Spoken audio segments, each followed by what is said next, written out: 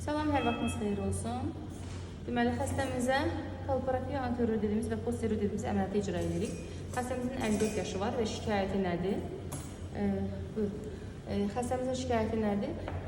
Sidik hissəsinin sallanması və axırıncı dərəcə, 4-cü dərəcə sallanmamız var və xəstə yeriyərkən, normal rutin həyatını yaşayarkən, oturarkən sidik hissəsi o qədər boşalıb və tam sallanıbdır ki, onun həyat kalitəsini aşağı salır. Göynəməsi olur, yeriyərkən ağrısı olur.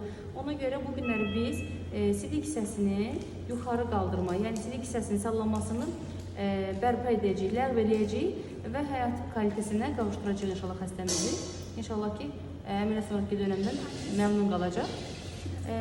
Və bu dərəcəyə gəlməmişdən əvvəl, yəni bu əvvəlcə 1-ci, 2-ci, 3-cü dərəcələrdə olur. Xəstə bunu bilir, amma bu sürəci uzatır, həkimə gəlmir. Həkimə gəlməni gecikdirəndə əziz xanımlar, uşaqlıq sallamasına qədər ilərləyir bu sidik hissəsi sallanması. Ona görə mütəmadi olaraq ildə rutin kontrolünüzə gedin həkiminizə ki, orqan sallanmalarına gecikmiş vəziyyətdə yaxalanmayasınız.